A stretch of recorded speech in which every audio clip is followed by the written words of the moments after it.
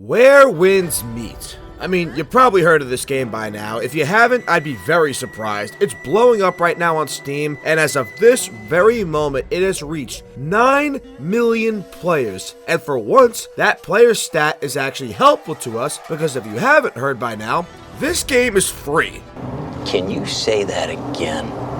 Just the way you said it. Yeah, a free-to-play open-world MMO type of game, unlike somebody else. I don't think anyone expected this game to blow up the way it did. I certainly didn't. Hell, when I first saw trailers for this game, I thought it was just another Souls-like. But after playing through it, this game rules. There's a reason that this game is blowing up, besides the fact that it's free. And honestly, this game shouldn't exist. A free-to-play open-world game only monetized through cosmetics that doesn't have any pay-to-win bullshit that most free-to-play games have. Hell, I haven't even felt the need to grind side quests to progress or anything like that. This game is the antithesis of everything a free-to-play MMO stands for. Just picture Genshin Impact without the gacha, and that's what you have here. I can picture Ning Wong without her gacha. Hey! But mostly the reason why Where Winds Meet is popped off is because this game is on some anime shit. And I am not exaggerating. Playing this game will make you feel like a complete badass. But how exactly? Why is Where Winds Meet exploding like this, and what makes it so special?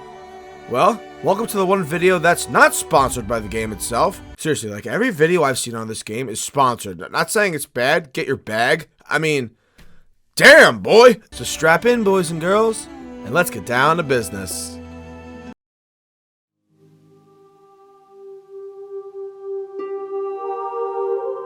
When people hear the term MMO, most people think of it as something like World of Warcraft or Elder Scrolls Online, a type of game that feels like its own world, its own community, its own ecosystem. It's a way of life, essentially. A game that requires a lot of time and investment, and you know what? As someone who's played Star Wars The Old Republic, or SWTOR, as it's called now, it can feel like an absolute grind because some MMOs are free to play, but demand so much of your time because playtime is as important to these companies as an upfront price because they can get you in the door to sell you microtransactions. Which is why MMOs are so reliant on you doing side quests, learning metas, figuring out the economy, doing raids, because when you don't do those things, that puts you behind the 8 ball, meaning that you'll most likely be underleveled for the thing you actually want to do, which leads to you doing mundane things just to make up the difference. And God help you if you want to do PvP, good f***ing luck. It's why I've wanted a Dune game for a while, but then I look at Dune Awakening and immediately am scared off because I don't want to have to worry about devoting my entire life to one game. I don't want to worry about an internet connection because it's always online. I don't want to have to worry about other people at all, no matter how good the game might be. If I want to interact with other people in a game, I'd go play Arc Raiders or Battlefield or an actual multiplayer game.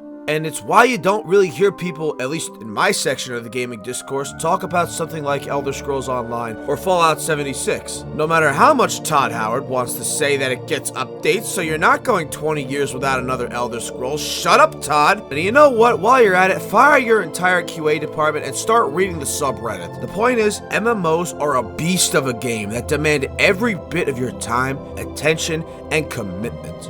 So why does Where Winds Meet feel so different? For one, you can toggle whether you want single or multiplayer. Great start. And I don't have to talk to any humans unless I want to, and I don't. But probably the main reason why it's so much better than that, it's ridiculously easy to level up in this game. Like, if you just play the game, you're gonna progress before you know it. I pause the menu 1 minute and I'm level 30 or something like that, and then 10 minutes later I pause again and I'm 3 levels higher, just by doing basic world activities and quests. And every 10 levels you have to do what's called a breakthrough, which requires you to do a little combat challenge where you have to defeat everybody in a certain period of time. Do that and the next few levels are open to you. And it's doubly helpful when none of the quests are level capped in any way. There's other areas of the map that have higher level enemies and certain bosses that have levels to them, which, thanks for telling me after I already got my ass kicked. Good, great, grand, wonderful! But no quest has a level attached to it, so you can do it whenever you want. This relieves the pressure of having to grind and instantly makes it a lot more approachable than most MMOs, to the point where this game doesn't even feel like an MMO. Like an MMO.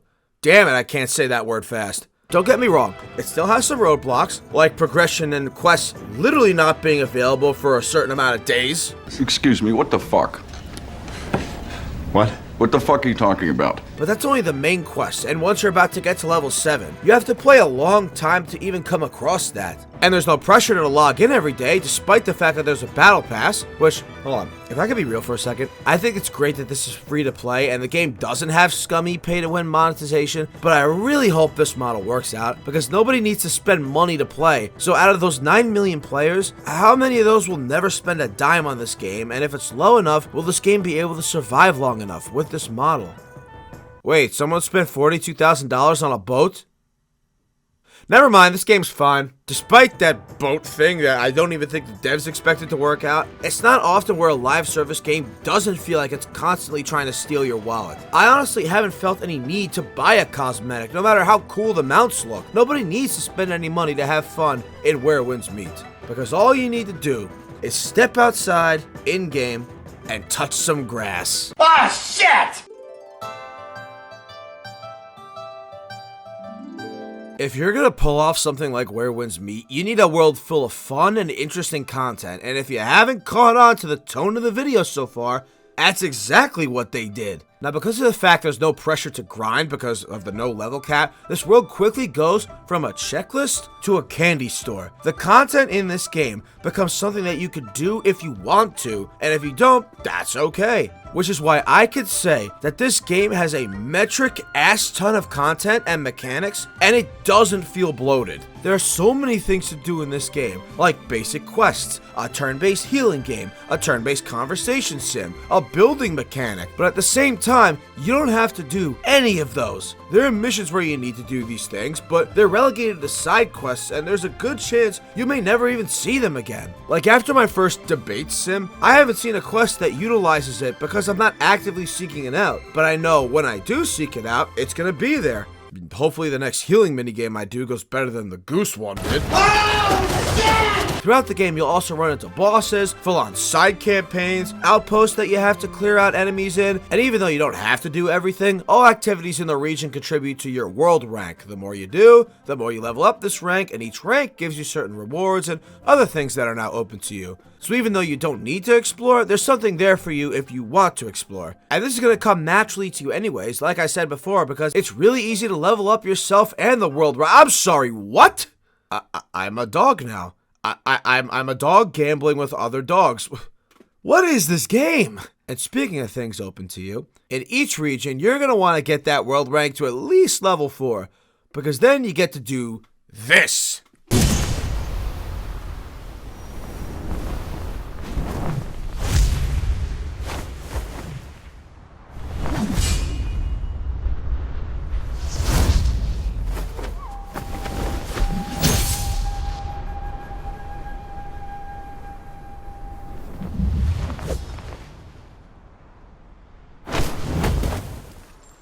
Shut up and take my money! Remember when I said this game was on some anime shit? Is there anything more anime than jumping and dashing through the sky? I mean, come on, it's not even fair. Forget fast travel, we're doing this now. You can also walk on water, which I haven't unlocked yet, but that's just ridiculous too. Even in just cutscene animations, the movements and choreography are just filled with wacky flips and smooth moves you only see in an anime. They took a realistic looking RPG and gave everybody what is known as the lightness skill, or in layman's terms, the ability to enter the Matrix. It's so cool to watch. Even traversing the world is satisfying because you have 3 flips and an air dash, and you can run up cliff sides. I'm gonna repeat myself. Instead of climbing cliff sides, you can run up them, and that's how the stamina is used.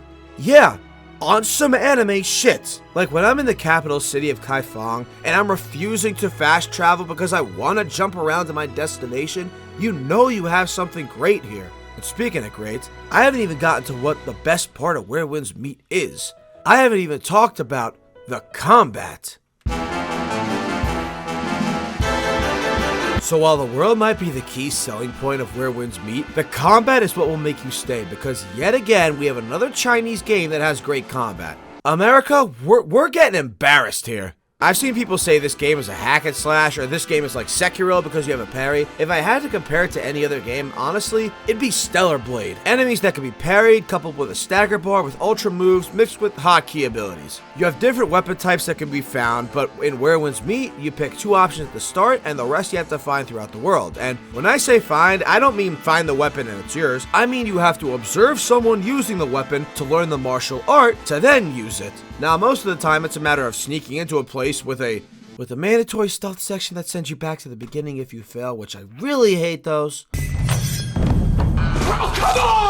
But once you observe the action, do a few QTEs, and the weapon is yours. I am more of a strategic swordsman myself, because this judgment cut is a wet dream, but you also have a regular sword, which is less cool, dual-wield swords, a giant glaive, 2 different types of spears, 2 different types of fans, a rope dart, 2 different types of umbrellas. Each have their own benefits and uses, either for DPS or healing, and the weapons themselves level up to a max of your current levels. Like if you're level 30, your sword won't get higher than that until you level up again, which, as I said earlier, is super easy to do. You also have your mystic skills, which are your other hotkey abilities separate from your weapon, including Tai Chi, which is code word for being able to throw gigantic enemies across the room, including bears.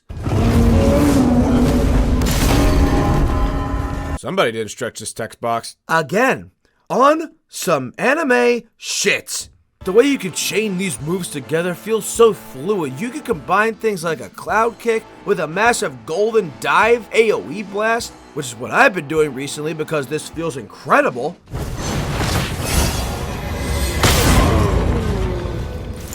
I am invincible! And if you have the vitality, you could do ridiculous abilities like using a goose scream to stun enemies. And I don't have enough vitality yet, so enjoy clips of other people using this. But it all was bullshit! But eventually your weapons also need to be broken through at a certain level, which requires certain materials that you can only get from trials. Which leaves me to the boss fights. Here's a pro tip: seek out every single campaign boss. Their icon looks like this, because you will be sent down a side story with a great boss at the end of it. Spoiler warnings for the campaign bosses right here, because I don't want a war in the comments. You memorize it? You fall in love with it? Alright, let's roll. There's about 3 bosses that I've fought so far that you'll encounter in the main story. Heartseeker, Kyanye, and Dowlord. Dude, shut up. I know your bones are falling off. Please stop saying it. But then you have the other bosses like the Void King, Lucky 17, Zhang Yi, and Yi Wanshan. I butchered that name, didn't I? All these guys, minus the Dowlord, because his tells were a little funky, all of these guys bang up bosses, incredible movesets, fun to parry and wear down. The arenas you fight them in are all great. I mean, I'm sure everybody has seen this, but all I have to do is throw up this shot. I mean, come on. And by the way, this is from Kyanye's second phase, where the mechanic to the fight is you fight her regular form in the red area, and then the arena flips to the white, where your health starts draining until you withstand her attacks. And this is all seamlessly done. No loading screen or frame rate drop, like nothing like that. It's insane what Everstone was able to do with what looks like its first ever game. And I also love how the bosses force you to make use of both parry and dodge, because they'll have certain attacks that can be countered, which are red, and attacks that have to be dodged, which are yellow. Even though this is not a Souls-like, I look forward to these bosses like they're from a Souls-like. That's how good they are. And because of the trials, you can refight them whenever you want, and you get paid for it. Give me Zhang Yi once more! Oh, hey little girl, thank you for leading me to the obvious boss arena. No matter if you want to fight Mommy Seeker, Wannabe Gyobu, or Ratatouille over here, you're gonna have a great time at the very least. So at this point, Where Winds Meet is doing no wrong. 0, nothing. All these things are going well for them, but it can't be this good, right? Something has gotta give. Something's gotta get the short end of the stick here. Something has to be underwhelming, right? Well, yes. As I've been saying, this game is great. I love playing it, but it is far from perfect. Where everything is done well with the world and the gameplay, the exact opposite is true for the goddamn UI. Dude, this is some of the most confusing layouts and menus I have ever seen. It's like, I know there's a lot of content and mechanics in the game, but it feels like every one of them has a menu of some kind. The layout of all of this when you first open the menu was so disorganized too, like it was just thrown together. But then you see that there's a menu for your inventory, a menu for you to level up, which break off into their own separate menus for different parts of you that have to be leveled up, a menu for your appearance, one for the battle pass, one for quests, one for rewards, another one for rewards. I still don't really know what this is. To open the map on the controller, you have to press the touchpad and then X to open it. Why is there even a second start menu if the options are already on the main menu? Just have this be the button to open the map. You have the draw shop, which is the cosmetic gacha. Shit, so was I wrong earlier? The toggle for single and multiplayer is all the way up here and not labeled. You get a series of quests about a golden leaf and now there's another menu for those quests and I have no idea where that is in here. This is bad. Like, there has to be a better way to consolidate all of this, or at least make it more digestible. This is no joke up there with Monster Hunter Wilds for like the worst UI of the year. I honestly don't know which one is worse. And can I please get an option to turn off world subtitles? I do not want to see this the entire time I'm playing. Speaking of, I also don't know what's worse, between the UI or the problems with the voiceover and the subtitles. Frequently in this game, not once in a while, not every hour, frequently, the subtitles and the voice lines are completely different. Like the wrong voice line was inserted. Why tell you when I can just show you? Enjoy. Hanging the portrait of the late Emperor high, refusing to serve the new dynasty. Oh, it's getting late, and snow's coming. How about some roast meat at my place? Mercy, Mercy! I was just doing what she told me. I don't know where she is. Huh? Did I zone out just now? So you want to learn some kung fu, huh? I won't say no. But my techniques aren't easy to master. Let's see what you got first. I won't say no. My techniques aren't easy to master. I'm on it. Deepest apologies. Make yourselves at home. The feast will start. The Ember of East, let the dining commence. So mysterious. I'll make a note of this treasure exchange. First, I need to find Ruby at the General Shrine. The door won't budge, but I hear noises on the other side. What now? Should I go back and find Blade? Wait, did my guy just turn into a girl? It's like a mixture of horrible localization and misplaced lines. And that's when you can hear them because honestly, there's a lot of times where there's no voiceover for some sections. There's times where I don't think there's meant to be, but other times where it clearly cuts out. Enjoy! I need to go inside and check something. Oh my! Tell me what happened. Young master! Everyone chipped in and asked my mom to throw a farewell banquet so we could all say goodbye.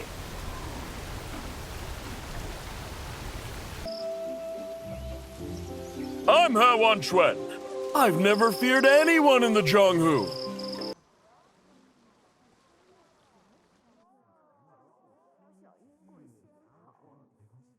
Aren't soldiers known to sleep lightly? Nothing like a boss cutscene that's meant to be emotional only to not hear anything that's being said.